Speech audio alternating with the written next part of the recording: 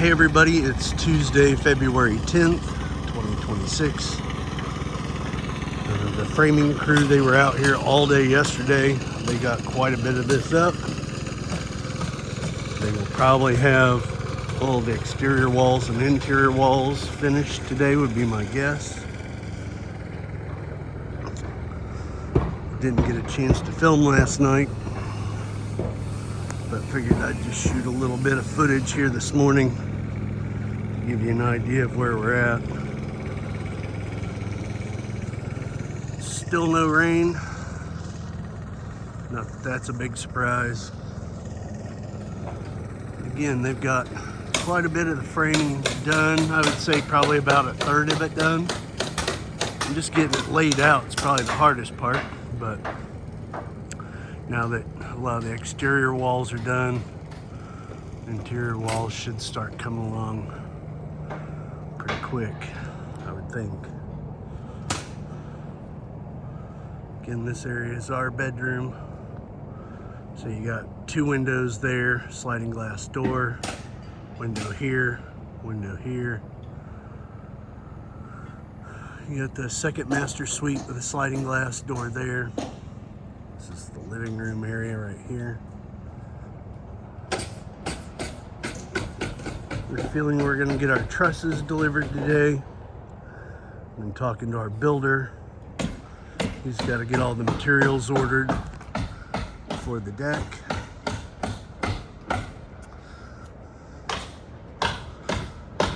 But hopefully when I get home from work tonight, I'll be able to do some kind of a quick little walkthrough of the inside. I'll show you where they're at. Woods, your question was how tall are the ceilings? I can now answer that. They look like they are 10 foot. Emily measured them yesterday, so kind of looks funny here with absolutely no windows, but again, why would you want to look at your neighbors? Plus, that's going to be great area for shelving. Back there's the laundry room, storage room, all that. So I think it looks like quite a bit now just because it's kind of one big open room.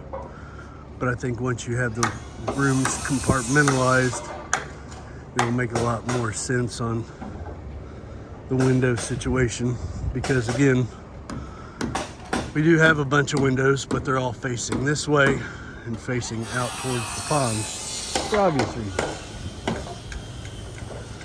But the other thing I did on Friday, we met with Tri-County Electric.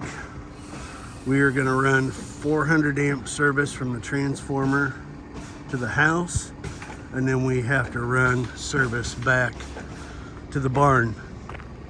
Otherwise, we'd have to have two meters, a meter on the barn and a meter on the house. And based on a meter being $30 a month as a base fee, over the next 10 years, that's $3,600 in fees just for another meter. So we're trying to save a little bit of money where we can, especially since that's an expense we don't need. You got the laundry room door coming out here, kitchen window, you got window there, and obviously window there. So, other than that, can't wait to get home from work and see how much work they've got done.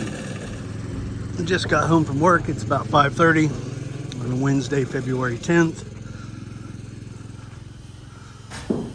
So, haven't really seen what they got done, but they have gotten quite a bit done.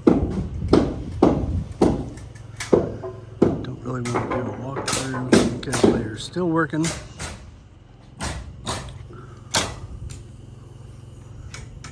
It's really coming along pretty good. It's about 6:30. We're up here by the road. The framers are packing up and leaving, so hopefully we can do a walkthrough before it gets dark. But I've been texting with a friend of ours, James Scott. He was asking where the water comes into the house.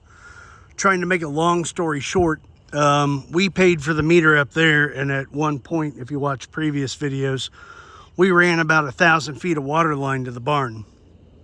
We are forfeiting that meter up there, and we're going to take over the meter that was for the homeowners association. That water meter was used for the irrigation system, which filmed all this. So we're switching water meters. Sorry for the distraction, but the plumber is going to run a new water line to the house. And trying to make a long story short, the previous take was about 5 minutes long. When I ran the water line, the water department told me to run 3/4 inch line, which I did, but I don't know enough about hydrodynamics to realize that friction and pressure and all that stuff is different than like gas dynamics, which I was pretty good at. But point being, so we ran a 3/4 inch line to the barn, so when you flush a toilet, you know, the shower quits running. Not literally, but you can notice. So what we're gonna do when the plumber comes to run all the plumbing in the house, he's gonna run, I don't know, 1 inch or 2 inch water line from the new meter, which we're taking over, to the house.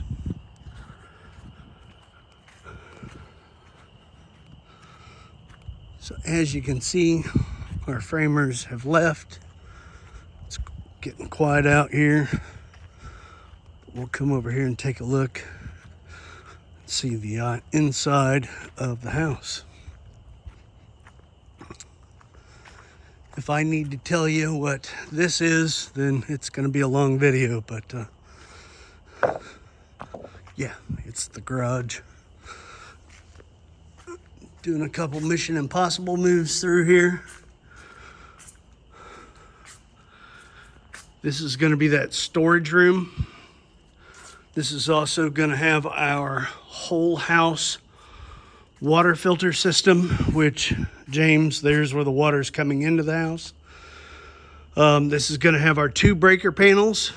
Charles has been great. He's said you really don't need it because of the amount, but it just makes it a lot easier versus trying to cram all those wires in those 2 little spaces. So makes sense to me. He's a friend of ours from church, retired electrician. So he's going to help wire the house. Again, we're in the garage. This is the entry from the garage to the pantry. We wanted a 0 entry, but you know, it is what it is. And I knew this was going to happen because we had a long discussion on it. But for the flow of things, this was just easier. Plus, it has to be fireproof, all that stuff. So having a 1 inch to 1.5 inch lip is not the end of the world.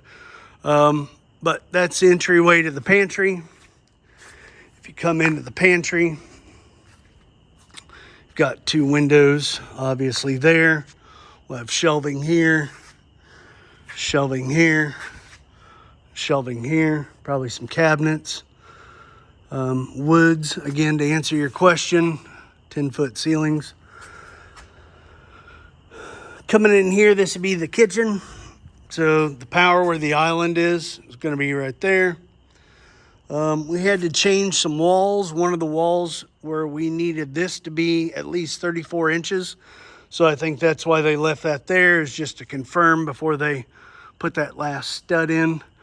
But we need 34 inches because our corner hutch that we're going to put here is 32 inches going each way.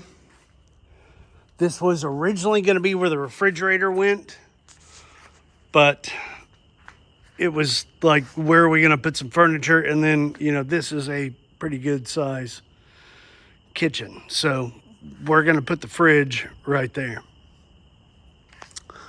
Obviously, window looking out the kitchen. Coming in here, this is going to be the door going out. Obviously the porch. And this is our laundry room.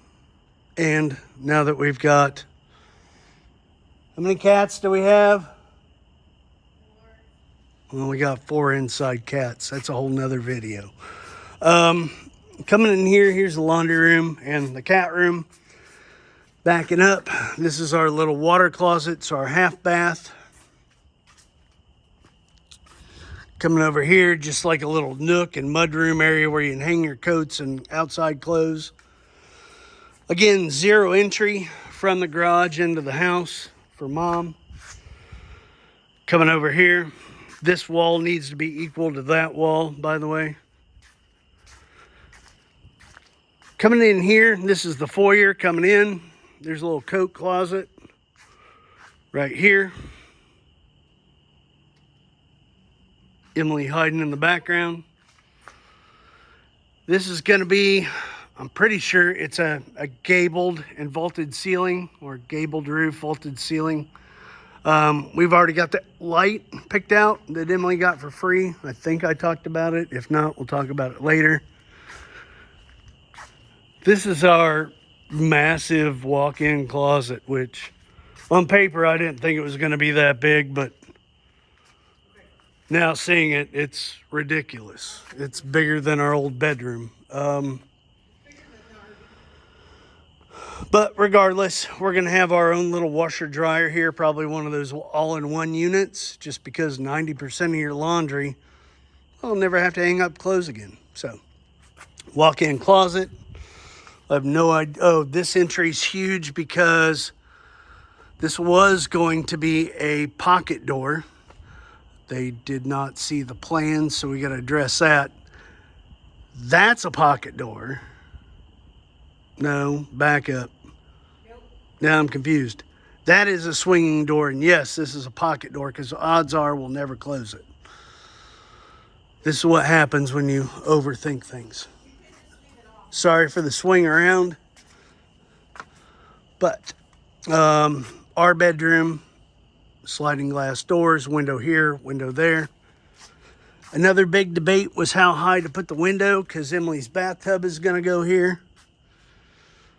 So where do you put the window? You know, do you want it up real high where you can never see out of it, or do you want it just low enough where you can kind of see out of it? So either way, there's some debate about that, but the fact that the water is going to come from this wall, that is why the window is right at where the drains and all the water fixtures need to be. Our zero entry shower. I still have no idea what this thing is. Unless it's a second drain. I have no idea at this point. Linen closet. Water closet, aka toilet. Sink and vanity. Just hit my head on a 2x4. Coming through here, again, this is the living room. After living in a 300 square foot RV, this is going to be amazing. Been living in the RV for about 4 years now. Didn't plan on it. It's just what happened. This is the second master suite. That is the second set of sliding glass doors. This is the other zero entry shower. Toilet, sink, vanities set up for 64 inches, I think. This is going to be the second walk-in closet. Again, down the road, Emily's parents will probably move in with us at some point. So having a nice, accessible walk-in closet for them was important. And then their bathroom is going to have a pocket door because it has a larger entry. But this, until they move in, will be, I guess, the guest suite. La-di-da, right? Living room.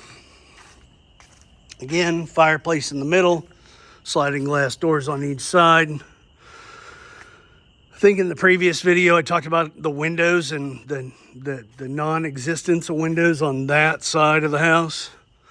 Well, now that you see the walls up, it's really not that big of a deal. So looking at it from the outside, it's a little weird, but in here, I think it's exactly what we wanted. So guest bedroom, or bedroom 3, window looking out. Bathroom, full bath with a tub shower right here. 2 big double door closets.